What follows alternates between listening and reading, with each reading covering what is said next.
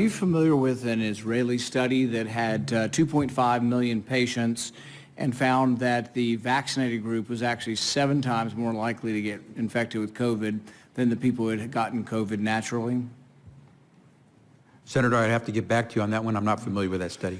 Well, you think you might want to be if you're going to travel the country insulting the millions of Americans, including NBA star Johnathan Isaac, who have had COVID, recovered, look at a study with 2.5 million people and say, well, you know what? It looks like my immunity is as good as a vaccine or not. And in a free country, maybe I ought to be able to make that decision. Instead, you've chosen to travel the country calling people like Johnathan Isaac and others, myself included, flat earthers.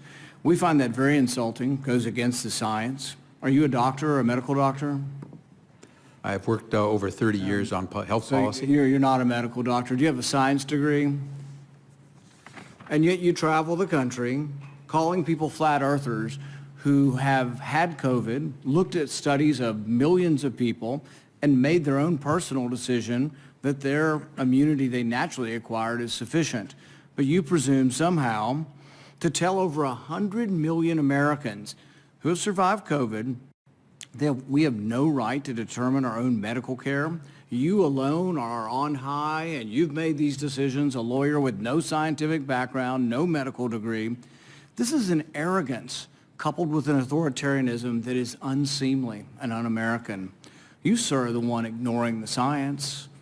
The vast preponderance of scientific studies, dozens and dozens, show robust, long-lasting immunity after COVID infection. Even the CDC does not recommend measles vaccine if you have measles immunity. The same was true for smallpox. But you ignore history and science to shame the flat earthers, as you call them.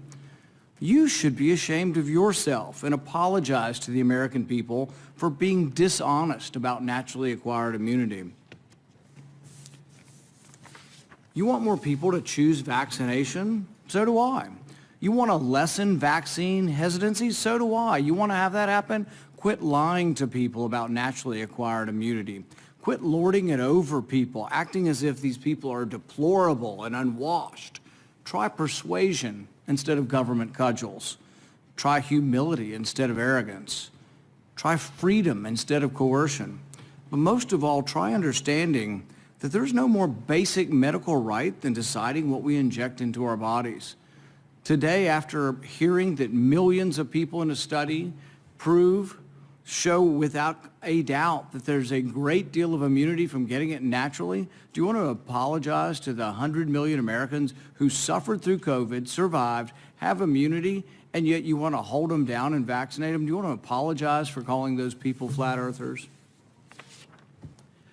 Senator, I appreciate your question and appreciate that everyone has their opinion. We follow the facts and the science at HHS. We use the expertise of the medical professionals, the scientists at HHS to make decisions.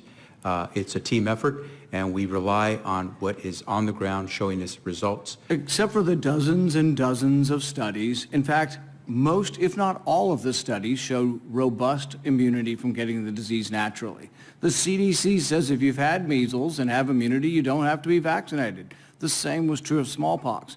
You're selectively doing this because you want us to submit to your will.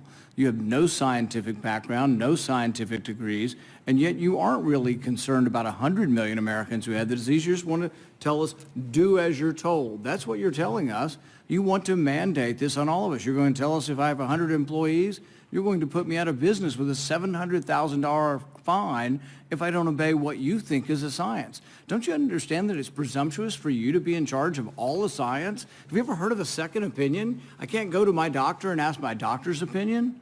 I mean, this is incredibly arrogant, combined with this authoritarian nature that you think, well, we'll just tell all of America to do what I say, and they better, or we'll fine them, or put them in jail, or not let them go to school, or not let them travel. The science is against you on this. The science is clear. Naturally acquired immunity is as good as a vaccine. The Israel study actually showing it better. This isn't an argument against the vaccine, but it's an argument for letting people make a decision who already have immunity. You're not willing to consider natural immunity?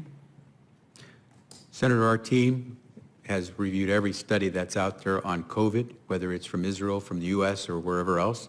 They have used the facts that have been provided through the rigorous research that's been done to reach a conclusion. 660,000 Americans and more have died because of COVID.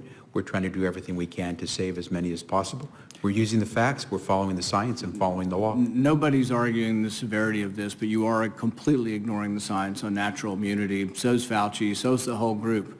You're just ignoring it because you want submission. You want everybody just to submit to your will, do as you're told, despite the evidence, the large body of scientific evidence that says naturally acquired immunity does work, is an important part of how we're all going to recover from this. So's the vaccine. But when you add them together, we're at a much different place than if you ignore them. 100 million Americans, by conservative CDC estimates, have had the disease. 200 million or more now have been vaccinated. It's a good thing. Combined together, it's how the disease is. Nobody wants to get the disease. We're not advising anybody to get the disease. But if you're unlucky enough to get it, think of the nurses and doctors and orderlies who all bravely took care of COVID patients.